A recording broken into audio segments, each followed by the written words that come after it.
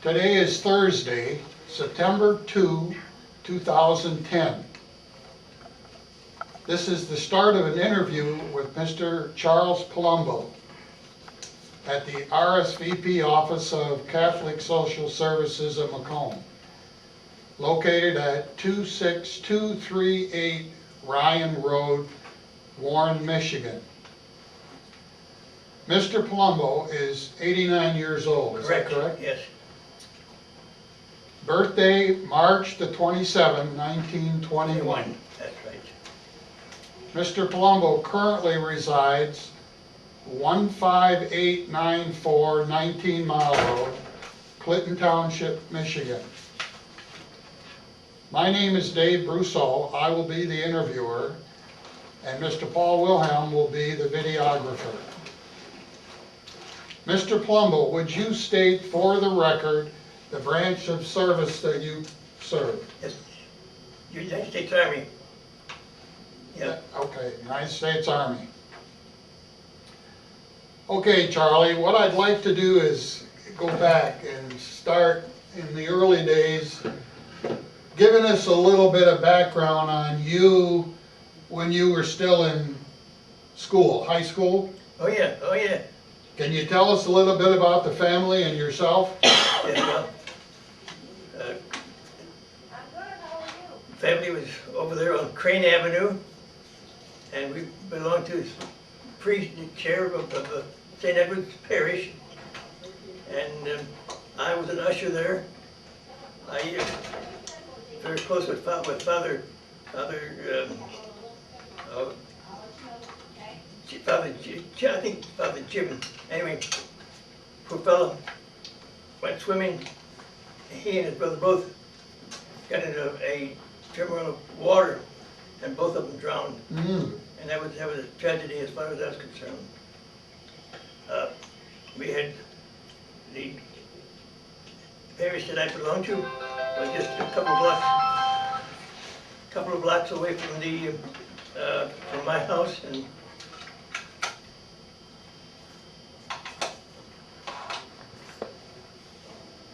Excuse me a minute, I'm sorry. Continue, Charlie.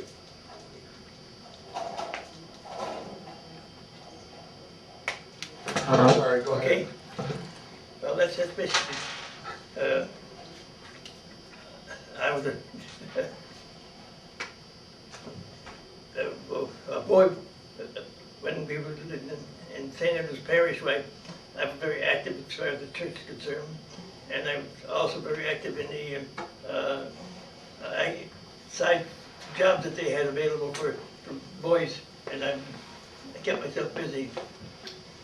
We have a big family of 6 boys and 3 girls. Wow. 6 boys and 3 girls, and the baby of the family is Jimmy, and he lives in Florida. How old is Jimmy? Jimmy, now, I'm trying to think now. Oh, I would say he was, thinking to think now. He'd have to be at least 10 years younger than you, right? He was a baby of the family, you know. Where did you go to high school? I went to Northeastern High School. Northeastern. Northeastern, that's on Grandy and Forest Avenue, and I graduated from high school there. When I was going to school, I was active in the athletic jobs that they had. I participated with the come on team, let's go, get in there, and show me that we can do it. And that's what I can tell you about my Northeastern High School. I know that as far as the church is concerned, very active as far as the church is concerned, because I used to be I was an usher at St. Edward's Parish. I think I mentioned that before. Yeah. Were you drafted, Charlie, or did you join? No, I was drafted. What happened was when war started, when Pearl Harbor happened, then I said I gotta do my job. And so when Pearl Harbor happened, I joined, and then I started. I went to a local community in the area. When I just started the activity, and then I went to Florida, and when I went to Florida, I joined the Army, and the Army put me on a ship, and I went to the Pacific Ocean. I was there, and I think I wrote the address of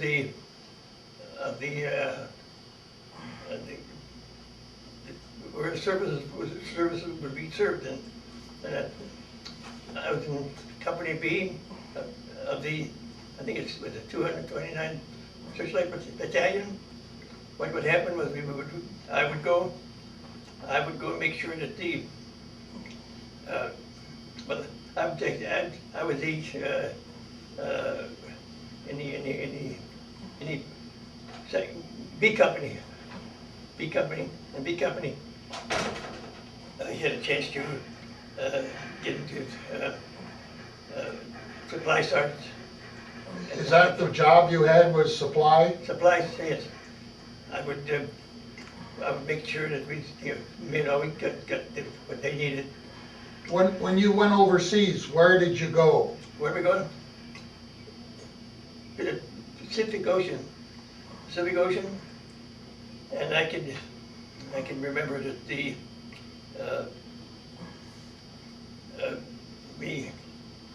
were very careful of the Japanese, because the Searchlight Battalion that I'm responsible with, I had a foxhole, make sure that when they came, we had a foxhole, and also when we saw the Japanese coming, we would get the Searchlight Battalion. We had the big one that we have advertised it down, and it had the Searchlight Battalion, and they make sure that we were safe. They had a lot of guards for us too, so that we were part of the 229th Searchlight Battalion, and I was there for pretty close to when I retired from the service. I went back home, and I worked at the National Bank of Detroit for over 50 years. I worked as a messenger boy. What I would do is I would go down to the main office at Woodward Avenue, and when Woodward Avenue, I would have to take a little cart and run from the main office at BD all the way to the Federal Reserve to make sure. And we do that to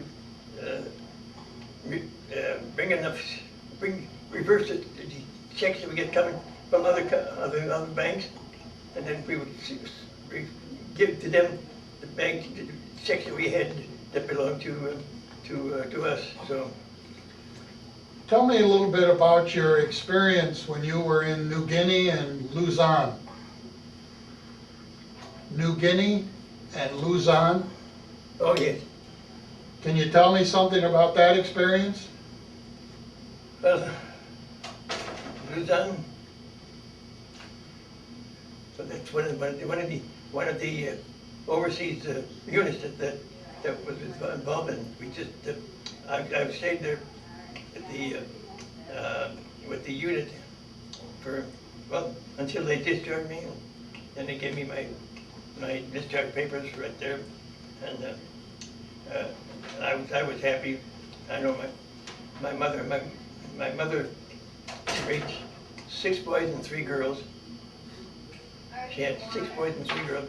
My father was a worker of the coal mines, and he got crippled up, and then after he got crippled up with it, then we started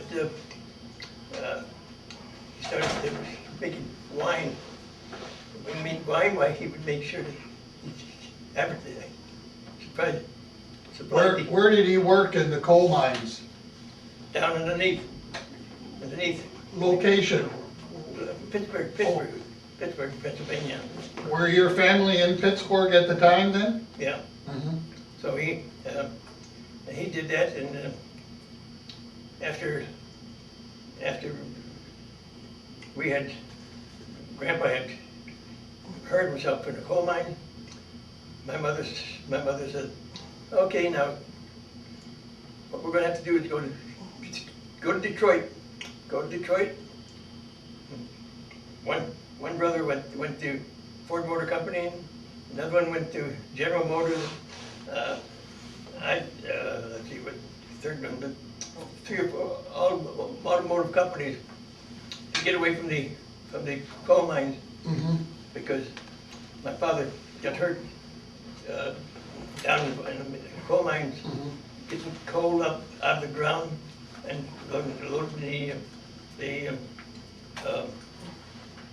loading up the cars to send over to the people that handled the coal. But Were any of your brothers in the service also? Were any of your brothers in the service too? oh yes, well, that was Charlie. That's me. My brother Frank. My brother Frank went down to one of the southern states as medical individual. In other words, he took care of medicine, and then when he accomplished that, he had to release himself of the medicine and go overseas too. But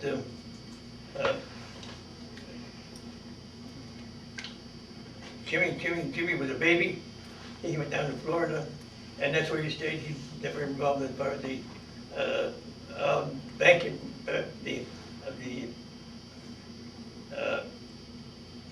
activities are concerned. Richard got killed when he was fighting the German people in Africa, and they killed him. Now whether they provided him with a cemetery, I don't know. I assumed that his body, if it was taken over by the people, and they put it in maybe in one of the units where you put him in, bury him. Let's see, that's Richard. That's me, that's Charlie. Frank worked in the medical office, and then afterwards he was not drafted, but transferred to the medical part. To the war part of it. Not with the medical, because when he was in stateside, he did everything but with the medicine and what have you. So that's Richard getting killed in Africa. I was very fortunate. I didn't get wounded or nothing. Because when I found out that Richard was killed, I had a very sad feeling. And then Jimmy, Richard, Charlie, and Frank, my older brother was Onofrio, and he was not in the service. My mother was up on Crane Avenue, had a flag with 3 soldiers on them, or three 3 stars? 3 stars. Yeah. We lived on Crane Avenue, and we had a big bedroom and a front room, and boys always slept there. And Frank, who worked overtime, he had his own bedroom, and I slept by myself too. I had a little room myself. And that's about it. How did this affect your mom to have so many sons in the war at the same time? Yes, How was she affected by that? how was she affected? Well, she was always praying and said it was church. And hey, good Lord, watch over the kids. And unfortunately, like I said,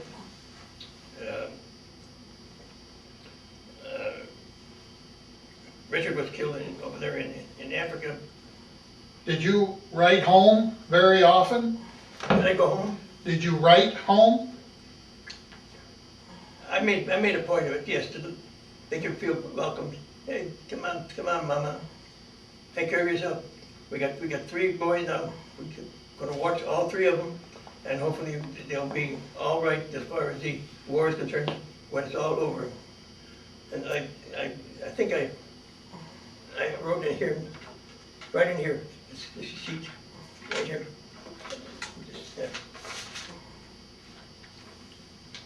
And this, I think this is part of that too.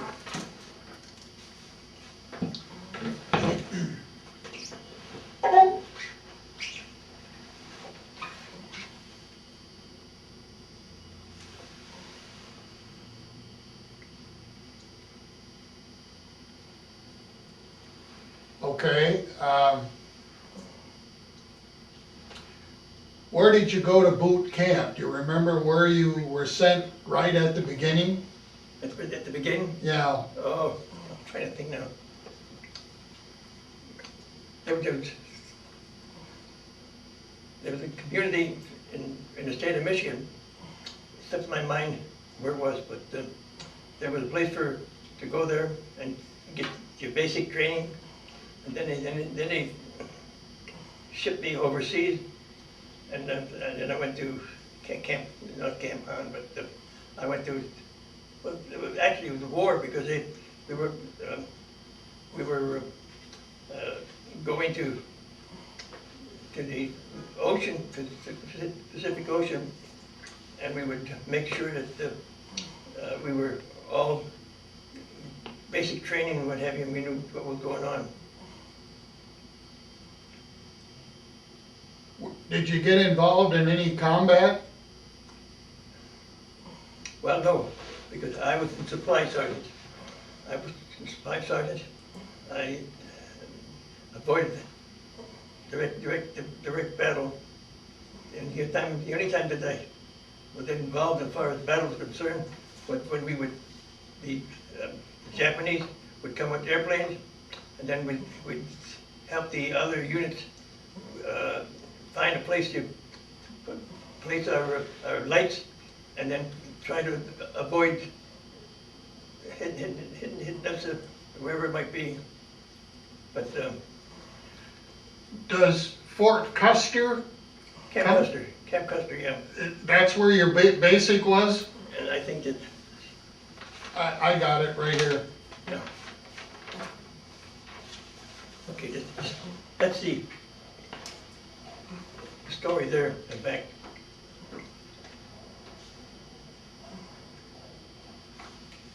What ship was torpedoed?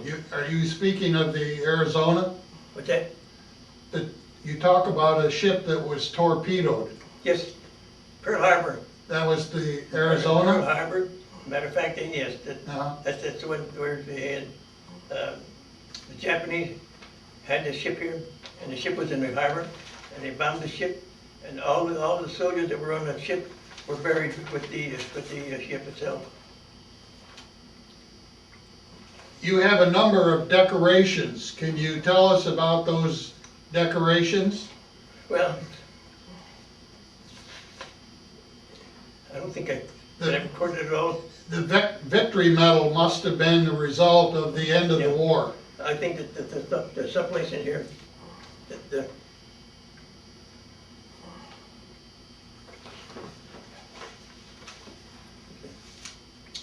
December 7th, 1941, Pearl Harbor. Mm-hmm. Ship was torpedoed, sunk and with all of the crew.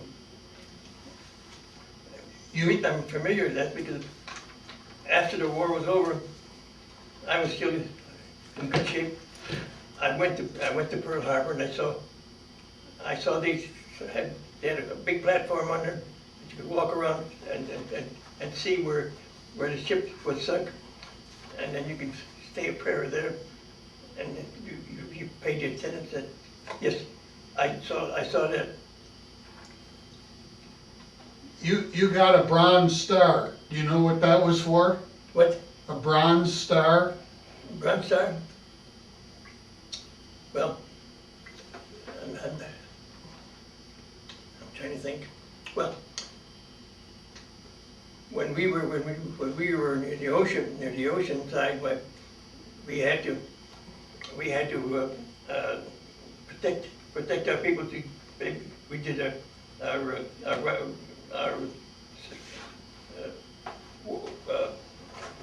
soldiering, making sure that the other members of our battalion was protected, and that's what we did.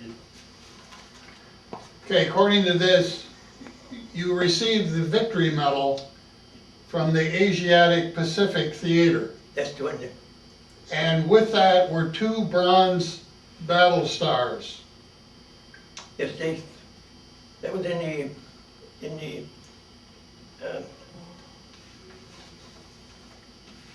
United States Honorable Discharge. Right here. Charles P. Palumbo, Battery B, 950 AAA automatic weapon. My serial number was 36543, 257. Staff Sergeant, Chairman of CAC, and Army. It's the Army, and then AUS.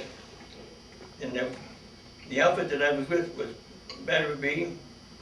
As I said, it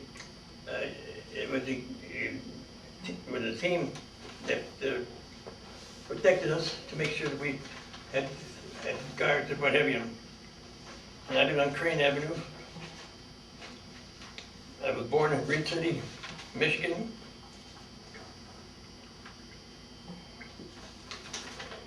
And when I was working, I was a clerk typist.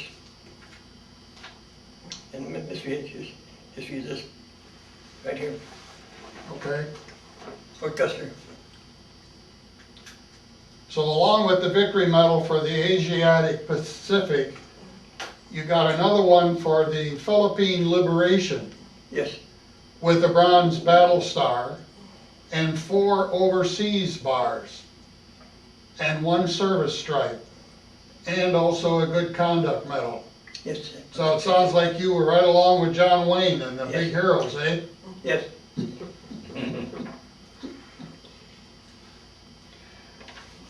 When you got done and were discharged, is it NBD that you went back to? Absolutely. How did you get that job? How did I get my debt? Well, how did I get the first when I first started to work for the bank?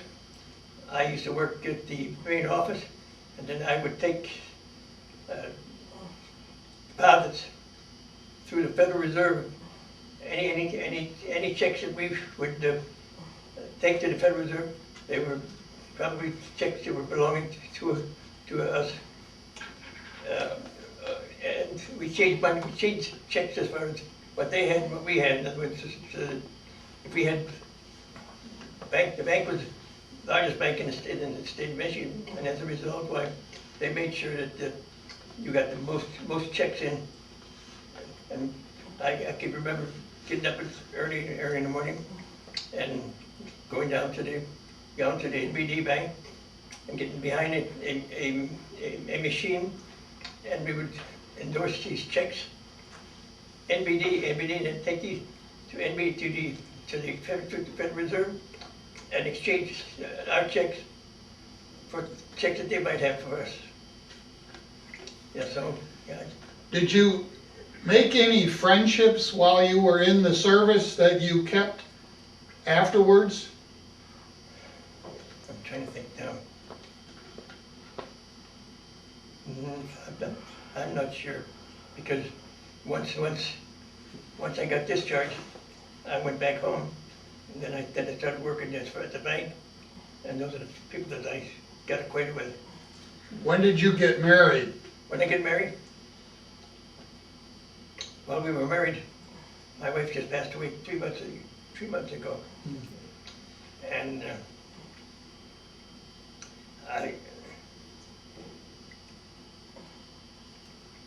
she had not been feeling well. She was sick, and when she passed away, why, they were good enough to. They had a burial ceremony, and she was buried. At the mausoleum, Ms. Richards Cemetery. And there's a cemetery. It's my place there too. Matter of fact, we have a crypt, a joint crypt, and she's in the crypt at the cemetery. When I go there, they can put me in the same place with her. So we had married. We were married 62 years. How big was your family? My family. Oh yeah. I had my pictures in my room. We had 6 boys and 3 girls. Wow. Did they all live nearby? Oh yes, yeah. We all lived close together. When the war was over, we lived over on Harbor Hill, and that's where Harbor Hill is where the home that we bought, and grandma lived there for a long time until she passed away, and then now we've got it up for sale, but haven't been able to sell it yet. We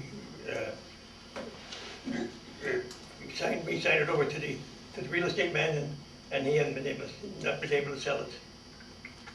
And When you came home from the service, how did you feel being home after 4 years?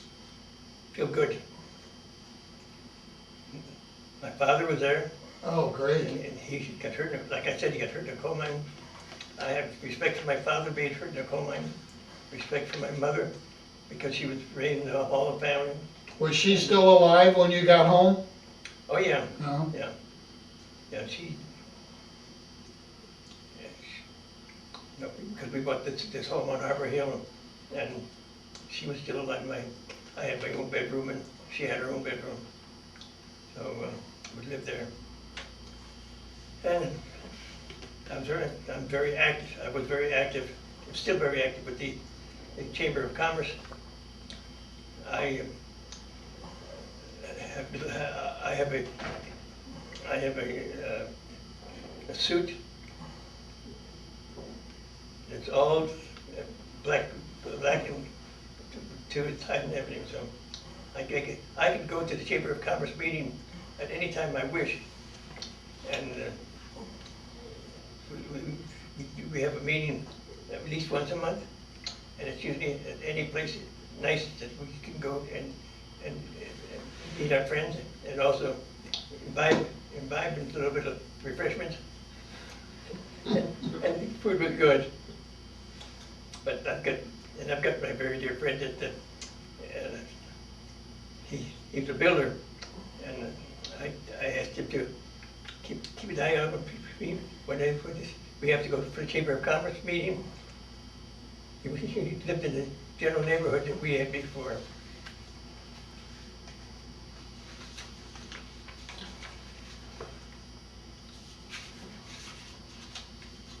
Charlie, do you have anything else you'd like to add to what you can tell us?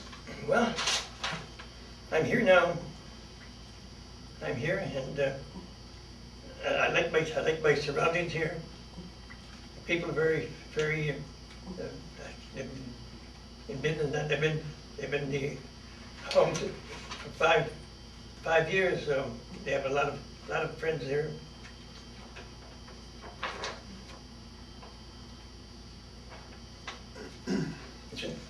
women, they're all, I don't play any games at all, but I sit in a chair away from everybody else, and I could see all these pretty ladies, and every time we'd have any activity, I see them. Oh, They just yeah. loved it, so they very, very helpful, because at night I don't do too much because I don't play bingo, and I just sit in a chair and way back there, and then after a certain hour, maybe 8:30, 8 early to then, 7:30, I'll go to my bedroom, and then I'd say my rosary, and about 9:30, I would crawl into the bed, and it was very, my daughter, Marie, she is very helpful as far as I'm concerned, because she makes sure that all of my needs are taken care of, and that's what she does, so I'm very delighted that way. That's good. And I tell these people here, yeah, hey, I like the people in the neighborhood here. I can do the best that I can, and that's all. Charlie, I have a question. What was the mission of the Searchlight Battalion, like I'm sorry, what? in the war? What was the mission of the Searchlight Battalion while you were in the war? Like when did they light up the battlefield, or? Once the war was ended, it was dissolved. No, during the Well, war. what did they do during the war? What we did, like I said, I was in the Company B, and I made sure that all of my units had all of the needs that they need as far as the clothing is concerned, as far as the food is concerned, and anytime there was an attack from the Japanese, we'd always assist the people who have the searchlights, and then we have access to the guns too.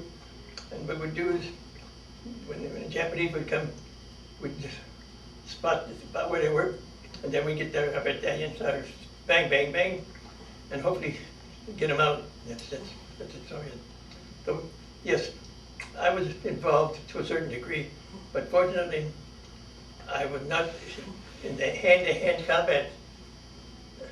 I was always very, very careful, because I didn't want to. I can remember going to one area when I was going to hide underneath the truck, and I said, "Hey, what the hell? You could be hiding underneath the truck, but they're gonna bomb that truck, and they bomb that truck. You're gonna get your ass shut off." Excuse me, ladies. So That would happen. I'm grateful because as far as the government was concerned, hey, I'm very thrifty. My wife always made sure that we had something. Not that my daughter, she lives in the nearby community, and she comes by here at least, after about 2 or 3 days later, she comes over. She comes to my backyard, my bedroom, and she blows the horn, and I go out and unlock the doors, and she comes in, and then she. Oh. Oh. So that's how she gets a hold of you, eh? Oh yeah. I'm delighted because she, like I said, she was there when she needed us, and that's it. We just do it. Never in jail. Uh-oh. Never in jail, because I never stole any money. When I was working at the bank, hell, I would have access to the money. There was a community known as East Side, Kako Loop, the car loop. The bus goes up and they turn around, and they go, but that's a car loop, and it's where they would, all the Italians worked at the automotive factories. They always had these vehicles that take them to Ford, General Motors, Chrysler, or whatever they went. So basically, I feel that I'm a good Catholic. I go to communion every week, and they make sure that they serve us right there. So I like it here. My wife is gone. My daughter lives nearby, and she's always here. My son, Richard works with a shop that has greens over there. They have a fluid that they deliver to the various restaurants, and that's what he does. And now Frank's almost 90 years old, and he lives down in below us. Richard lives at the East Point, and I live here. When I don't live here, I have another daughter, and she lives up in the pier, and I've stayed at the pier with her, and she has 3 boys and 6 boys and 3 girls. So she has 6 boys and 3 girls, and anytime we have a get together, hey, Grandpa, come on, Grandpa. And I go there for a party, not a lengthy party. Have a glass of wine, nothing said of it, and we've always been very close as far as the Palumbos are concerned. Jimmy was just up here when who was it? Oh, when my wife died. Jimmy come up here from Florida, and now he comes to see me, and every once in a while she'll call my daughters. Like the other day, she said, "Come on, Grandpa, let's go and have a dinner at my place up near Detroit," and I would go with them. So, no, basically You're very blessed. yeah, well, we've been very close. My mother and my father, I have to laugh to my father when he'd get disappointed because of playing bocce balls. He was playing bocce balls, and he saw the bocce balls, and guess what? Down in the basement, into the furnace, bocce balls were gone.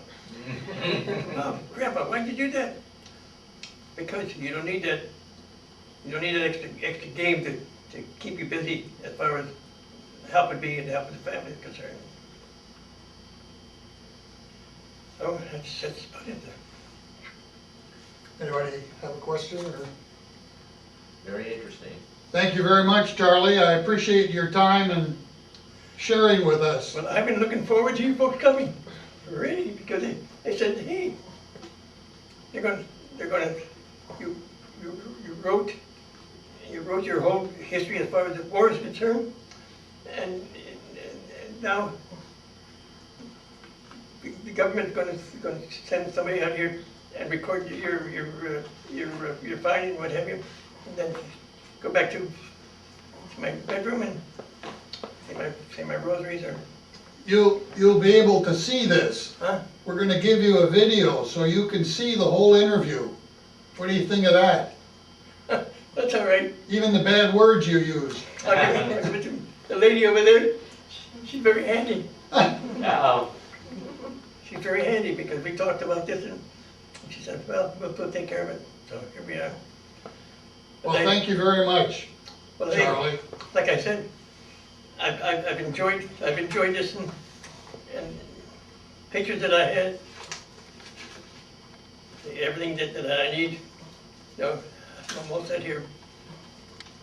But thank you very much too, gentlemen and lovely ladies, another gentleman, and a sweetheart over there.